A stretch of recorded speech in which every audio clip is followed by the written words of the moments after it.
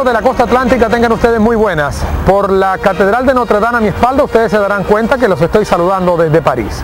Hace 4 años recuerdo perfectamente que desarrollamos una serie de historias que titulamos La gente buena de mi Colombia. Hoy queremos retomar esos temas para destacar a los colombianos que sobresalen más allá de nuestras fronteras. Se los voy a presentar en un momento después de un interesante corte de comerciales.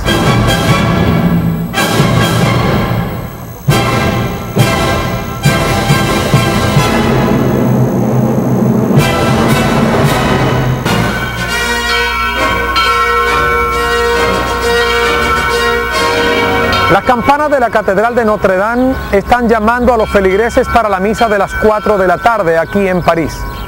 Y es un colombiano de nombre Jairo Tobón Tobón, antioqueño para más señas, quien las está tocando. Él, en un interesante reportaje, nos cuenta cómo ha sido su vida en esta gigantesca iglesia y sus encuentros en lo más alto de ella con el jorobado de Notre Dame.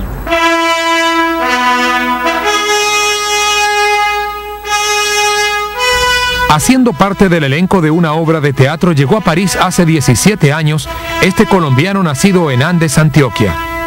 Su devoción por el francés y por el espectáculo de las tablas lo trajeron a la ciudad que siempre quiso conocer. A sus 47 años de edad camina por las calles de la Ciudad Luz como si fuera un alto jerarca de la iglesia.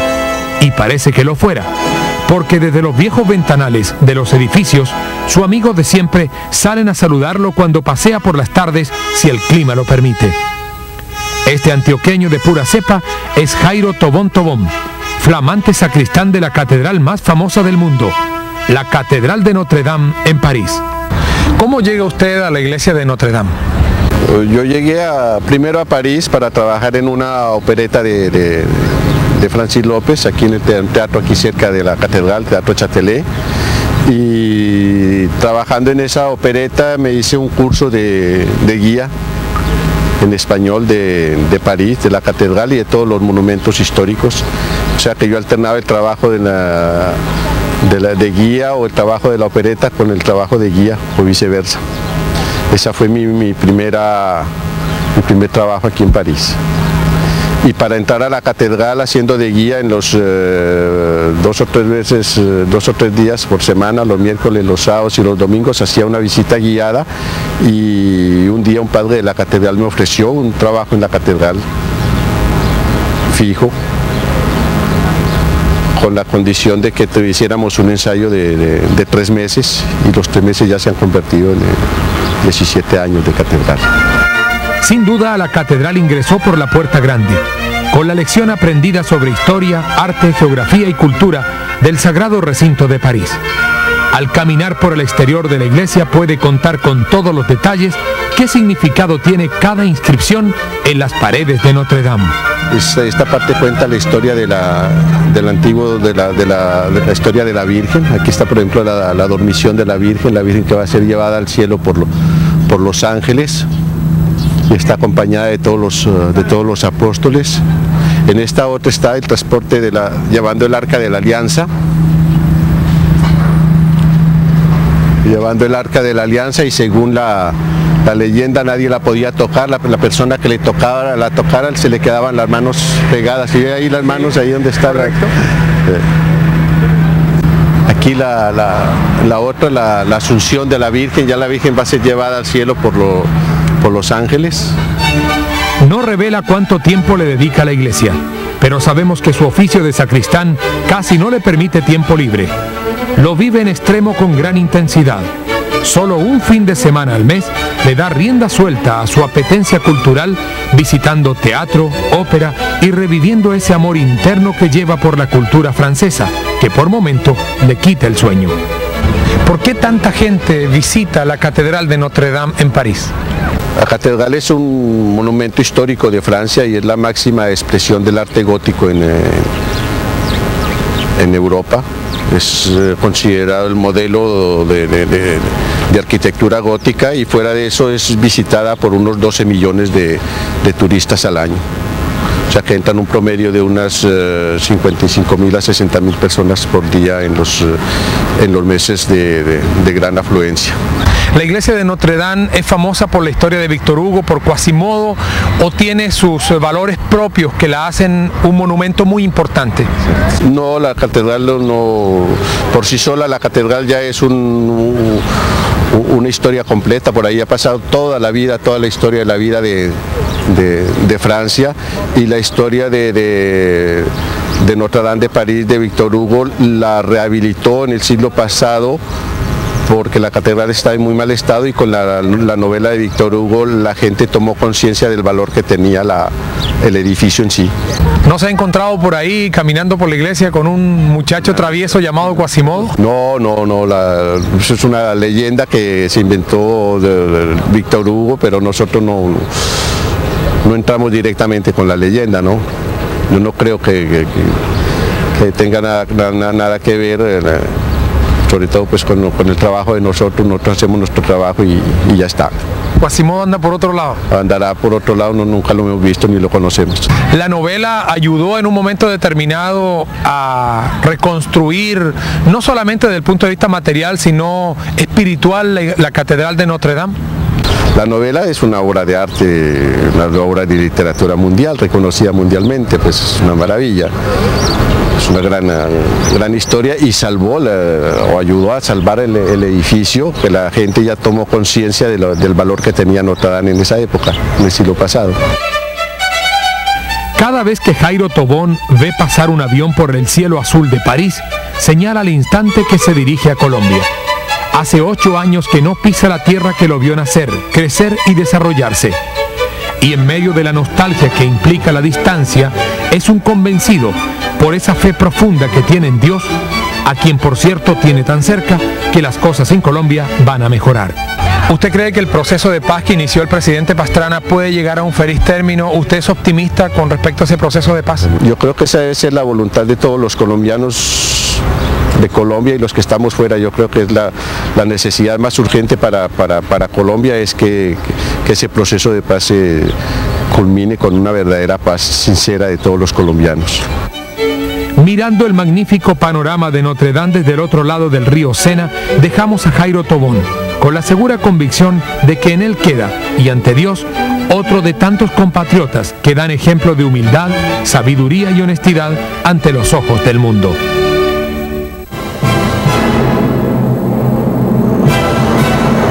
Durante 27 años usted tendría que almorzar y cenar en los restaurantes de París para poder visitarlos todos. Pero hay uno en particular que nos llama poderosamente la atención. Se llama Mi Ranchito, es de una colombiana del Cauca que se destaca en la capital francesa. En sus ojos, Esperanza Aguilar deja traslucir que en la vida nadie le ha regalado nada, que todo lo que tiene lo ha conseguido con tesón y berraquera. En su trasegar por la vida ha tenido 2 grandes pasiones, la moda y la cocina. Con la primera comenzó en sus primeros años en el departamento del Cauca, y con la segunda se gana la vida en un pequeño restaurante de su propiedad en París. ¿Es muy difícil trabajar en Francia con los prejuicios que hay hacia los colombianos y hacia los latinos en general? Mira, cuando yo he llegado a Francia, lógicamente, como he sido yo quien he querido venir, me ha tocado que pagar mis estudios, y para pagar mis estudios he trabajado mucho como mesera, trabajaba también cuidando ancianos y cuidando niños. Cuando trabajaba como mesera, sobre todo, que es cuando más oportunidad tienes de conocer gente, te preguntan de dónde eres, cuál es tu nacionalidad, y al decir colombiano me decían, ¡ah, Colombia! Sí, coca, marihuana, primero. Segundo, en Colombia hay negros. Ah, yo creí que eras africana o antillesa. Y la tercera era creer que, bueno, Colombia es un país tan subdesarrollado que no sabíamos, o sea, que nosotros no comíamos, que se comen con los dedos, que no se comía nada, en fin, todas esas cosas. De ahí nace la idea, o sea, es una de las cosas que da pie a la idea de montar un restaurante. Primero porque siempre en Francia he tratado, y en 16 años he hecho todo mi posible por difundir y por hacer conocer la cultura colombiana. Y segundo, por mostrar nuestra riqueza, nuestras cosas. Nació en un hogar donde la cocina era una pasión. y por eso no le molesta que su vida haya sido un pasar permanente entre la moda y la actividad de la culinaria. La modelo pasó de la pasarela al restaurante. ¿Nos podrías contar cómo fue la historia? Bueno, yo terminé mis estudios de moda, hice 3 años de diseño de moda, de estilismo, de modelismo, de creación de textiles, y luego trabajé un poco en la moda, pero el ambiente y la mentalidad de las empresas es bastante cerrado y no me gusta todo lo que es cerrado. Entonces un día decidí dejar la costura por un tiempo. No, me puse a trabajar de manera independiente, pero entonces ahí estaba más encerrada porque estaba trabajando yo sola, tenía mi clientela, pero no veía a nadie.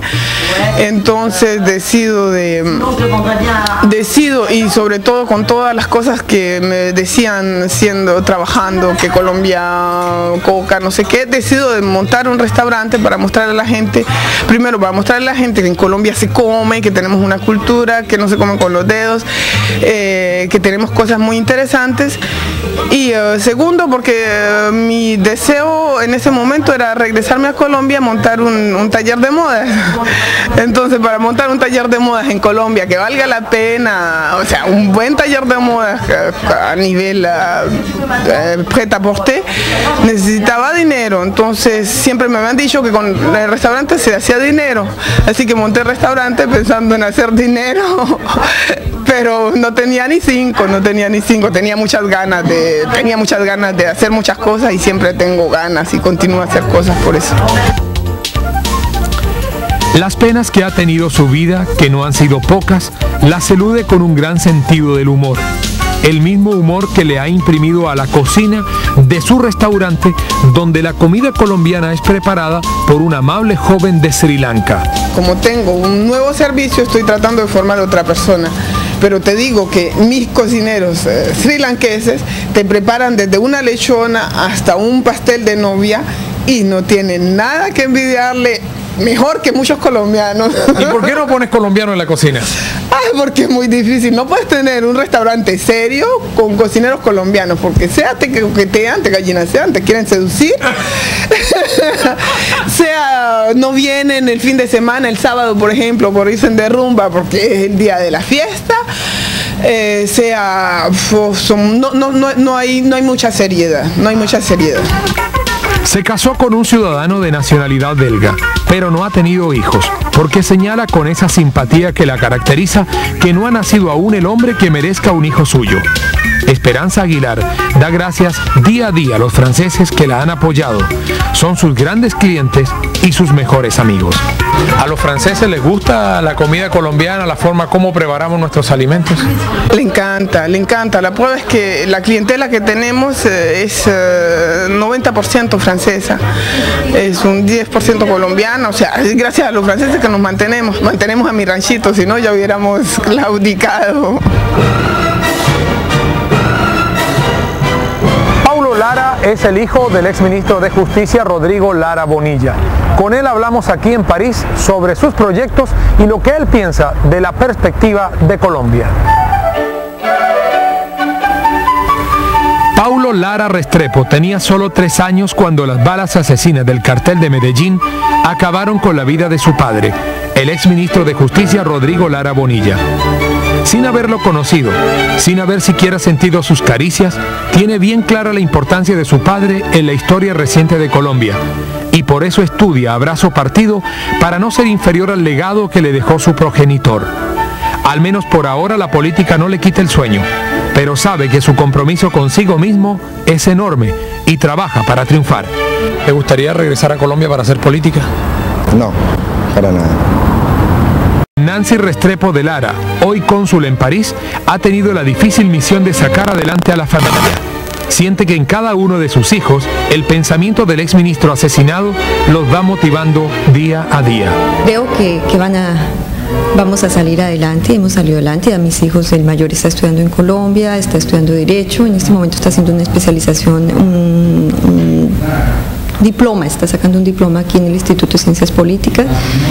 El segundo está estudiando Administración de Empresas aquí en París, y el menor terminando colegio. Pero ellos, a pesar de haber salido tan pequeños, siguen con mucha cariño y con muchos deseos de regresar pronto a su país. ¿Y alguno de sus hijos piensa imitar los pasos de su padre? Pues yo espero que alguno de los tres tenga ese amor a la política. Porque Rodrigo fue un político que luchó mucho por Colombia, y yo creo que uno de mis hijos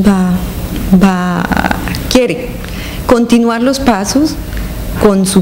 Eso quiero hacer un énfasis muy grande. Es un muchacho que se está preparando, es un muchacho que quiere mucho Colombia, y espero que le dé al país lo que su padre no le dejaron dar. Aunque todavía no ha culminado el bachillerato, Paulo Lara sabe que tiene mucho que aportar al desarrollo del país, aun cuando no sea desde la barricada de la actividad política. A pesar de todos los problemas que tiene Colombia, ¿tú en algún momento crees que luego que completes tus estudios tienes que regresar a cumplir una labor en Colombia? Sí, como creo que todo colombiano tendría que hacer para sacar el país adelante. Paulo Lara ha pasado la mayor parte de los 17 años que tiene fuera de Colombia, pero sabe perfectamente qué ocurre en el país y a diario busca las noticias para enterarse de lo que pasa en la tierra que algún día lo albergará definitivamente. ¿Cómo ve, Pablo, la situación de Colombia desde Francia? Pues crítica, pues la veo bastante mal.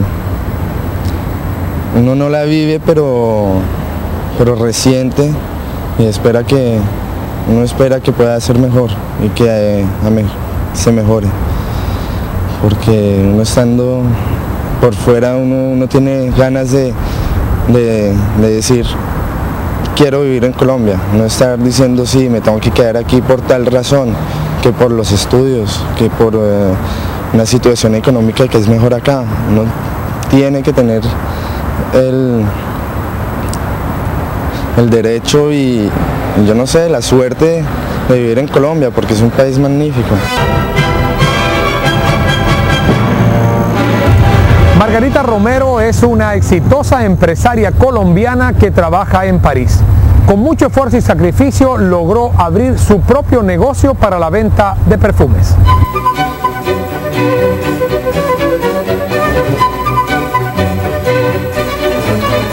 Margarita Romero llegó a París procedente de Bogotá hace 19 años. Su interés era conocer la ciudad y luego, como buena turista, regresar a casa. Hoy es una empresaria exitosa que tiene abierta una exclusiva perfumería a pocos metros del Teatro de la Ópera. Margarita, ¿para usted fue muy difícil hacer empresa cuando recién llegó a Francia, teniendo en cuenta que este es un país que de una u otra manera tiene algunos complejos desde el punto de vista racial? Pues difícil no fue, porque como yo ya tenía la experiencia, yo ya había estado trabajando en perfumería, tuve la suerte de que mi expatrón me ayudó muchísimo, me dio muchas facilidades, todas las marcas que ya me conocían, porque como trabajé en una época en una perfumería durante mucho tiempo, ya todas esas representantes me conocían muy bien y me ayudaron mucho. Entonces yo tuve mucha suerte, también porque tenía mucha clientela. Entonces desde el primer día en que empezamos a trabajar bien. Ella sostiene que tuvo suerte, o lo que otros llaman fortuna. De todas maneras, en el interior de Margarita Romero existe una empresaria tenaz que cree ciegamente en sus capacidades personales. ¿Qué le recomienda usted a un colombiano que quiera hacer empresa en Francia o en cualquier país europeo? Bueno, es suerte, mucha suerte, porque antes era más fácil poderse venir a abrirse camino, pero ahora el problema de los papeles, que no los dan fácilmente, es muy complicado. Así que el que quiera venirse a aventurar es suerte, más que todo. Aunque las cosas no están del todo bien, Margarita Romero busca estrategias que le permitan conseguir más clientes. Prueba de ello es que su perfumería es la única de París que tiene vendedoras que atienden en todos los idiomas. Margarita, ¿cómo le va en este momento en su perfumería? ¿Usted está sintiendo el reflejo de una crisis, por ejemplo, que se advierte en varios países del mundo? Pues bien, me va bien, no me puedo quejar, trabajo muchísimo, pero ha decaído un poco por el problema de la crisis asiática, porque nosotros tenemos como ves, las vendedoras son todas un idioma distinto, una nacionalidad distinta. En un tiempo teníamos mucha clientela asiática y con la crisis pues ha bajado muchísimo, se ha bajado un 20%. El año pasado, a finales, ya fue la crisis con los brasileros, entonces también se ha bajado mucho. Y pues en este momento estamos esperando que empiece la temporada para ver cómo se va a desarrollar todo esto. Teniendo amigos como Fondo del Río Sena, nos despedimos de ustedes desde París. Esperamos que este programa haya sido de su completo agrado. Muchas gracias por la sintonía y será hasta una próxima oportunidad.